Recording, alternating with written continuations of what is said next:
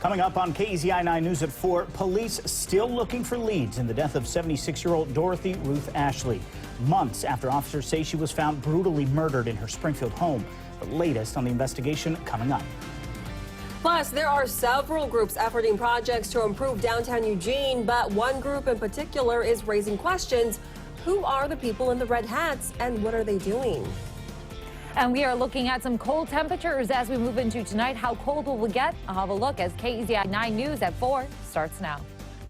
Live, local, late breaking. This is KEZI 9 News at 4. With multiple efforts to improve downtown safety, you may be one of the people asking, who are the people in the red caps? Thanks for joining us this afternoon. I'm Megan Higgins. And I'm Oscar Maciel. KEZI 9 News reporter Rosie Nguyen joins us live in the studio with more on who these downtown guides really are. Rosie? Yeah, that's right, Megan and Oscar. The downtown guides have actually been around since the 1990s. Their supervisor, Dave Hauser, says they are private, unarmed, ununiformed security that take on the role of ambassadors and problem solvers in the downtown area. The guides are employed through the Downtown Eugene Incorporated, a private, nonprofit funded through a service fee paid by property owners and businesses within a 12-square block downtown. Although they have no authority to detain or arrest anybody, they serve as additional eyes and ears for the Eugene Police Department.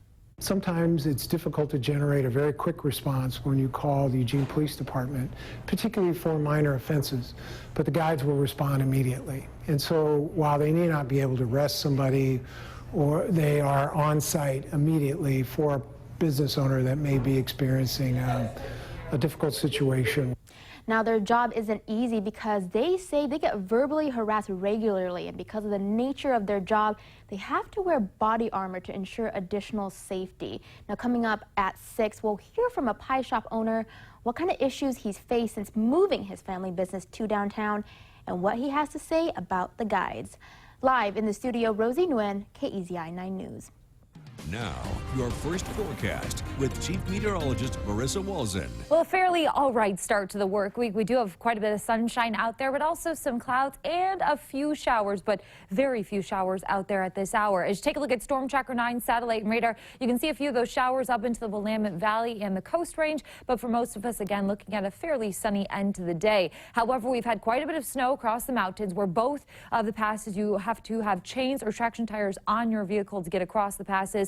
This is a look at Willamette Pass. You can see the snow-covered roadway there, and then Santee Ann Pass also looking at snow-covered roadways if you're heading across Highway 20. Temperatures outside right now, not too bad, about average for this time of year. We are looking at mid to upper 40s along I-5, low 40s in Newport, and then upper 40s there North Bend and Coos Bay, 50 degrees in Florence. But as we get into tonight, we are going to cool down quickly due to part that we actually have fairly clear skies out there tonight. So temperatures will be in the mid-30s out along the coastline. Though inland, we are heading below freezing, upper 20s for the Willamette Valley, foothills of the Cascades, and low 30s in the Umpqua Basin. I'll have a closer look at an approaching storm system and what it may bring to our area coming up in just a bit, guys. All right, thanks, Marissa. And with those chilly temperatures, the Egan Warming Centers will be open tonight. Egan Warming Centers help Lane County's homeless community during the coldest nights of winter. Organizers say all trained volunteers can check in through their website. Well, Springfield police are asking for the public's help to revive a murder investigation that has gone cold. Police are still looking for leads in the murder of 76-year-old Dorothy Ruth Ashley.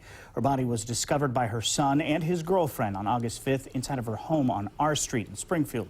Officials would not reveal how she was killed, but say it was particularly brutal, meticulous, and quick. They say the killer took advantage of a window between the time she spoke to her son on the phone and the time he arrived to pick her up for errands. Although there is some evidence, police say it's not enough and hope someone will help point them in the right direction for the general safety of the entire community. It should be concerning to everybody because there's somebody who did this is running around out there, and you know they could do it again. And if somebody could do something that easy to a senior citizen who's pretty vulnerable, you know, they could do it to anybody. Sergeant Lewis says neighbors, family, and friends have been interviewed and say no one has been ruled out. The incident happened sometime between 11 a.m. and 1 o'clock, again on our street. Sergeant Lewis says any information will help. Whether it's an observation from that day or any other, please contact Springfield Police. Megan?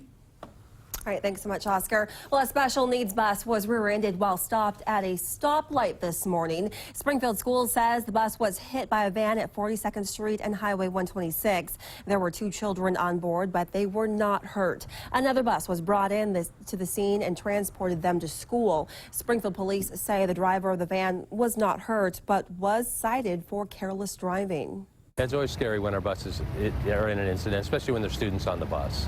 So we respond quickly. We send out a team from the transportation department as well as from the administrative building.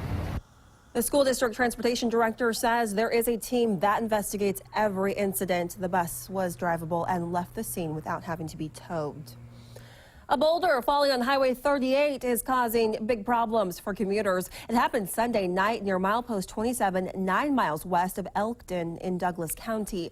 ODOT says the rock bounced off the road into the nearby riverbed, leaving behind a large pothole on the highway. ODOT says they are working throughout the day to make repairs to the road, and commuters should expect delays. All new information on the homeowner at the center of an animal neglect case involving nearly a dozen dogs. Shirley Stevenson in court today facing 12 counts of animal neglect.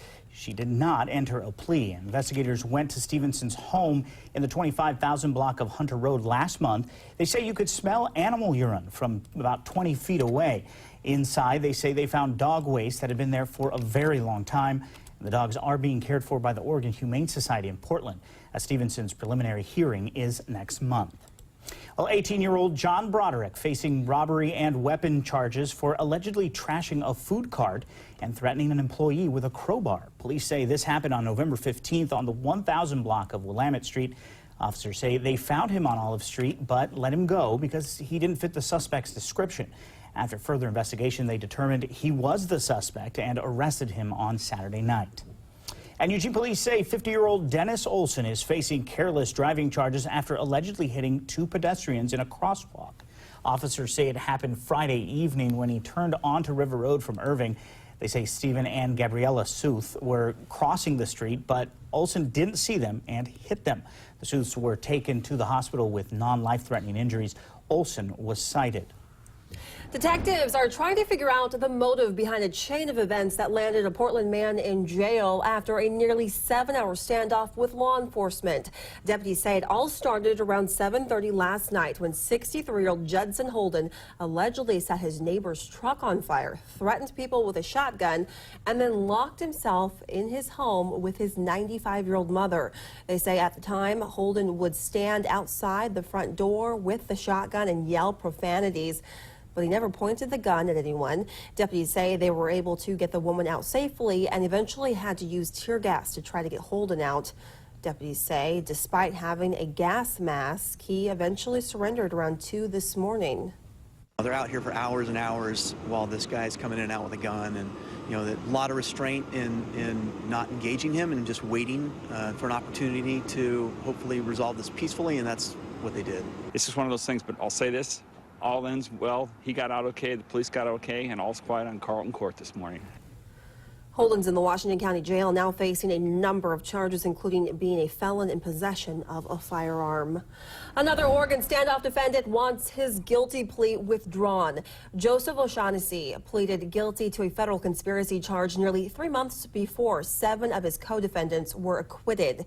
He is awaiting trial on charges stemming from a 2014 standoff at Clive and Bundy's ranch in Nevada, along with Ammon and Ryan Bundy. His attorney says he had a plea deal that fell apart, so he should be able to withdraw his plea. 2 other defendants also want their pleas withdrawn, but a judge has not ruled on that yet. The Oregon Liquor Control Commission announcing tax payments since recreational marijuana began being taxed has totaled $54.5 million as of November 30th. That's significantly more than originally projected, which was $18.4 million for the first 2 years. Taxation on recreation marijuana in Oregon began in July 2015. The tax revenue is slotted to pay for police, addiction programs, and schools. Well, steps to help the Rogue Valley's homeless are underway in Medford. Today was the groundbreaking for a new tiny home community. The goal is to provide shelter to those transitioning from homelessness. Medford City Council approved this project last month, and one supporter of the project just wishes it could have become a reality a bit sooner. In my second year, the recession started creeping in. People were getting laid off. I got laid off. And then after that, it's just been a struggle for one job after the next. And then I became homeless. Officials say they hope to have units up and running by Christmas. Well, a young California boy is using his Christmas wish to help others. Coming up on KEZI 9 News at 4:30, we'll hear from the young man who wants to make sure as many families as possible have food on the table this holiday season. Plus, many of us rely heavily on GPS for driving directions, but sometimes those directions aren't up to date and can lead you down a dangerous path. We'll hear from two families who were left stranded, all thanks to their GPS system.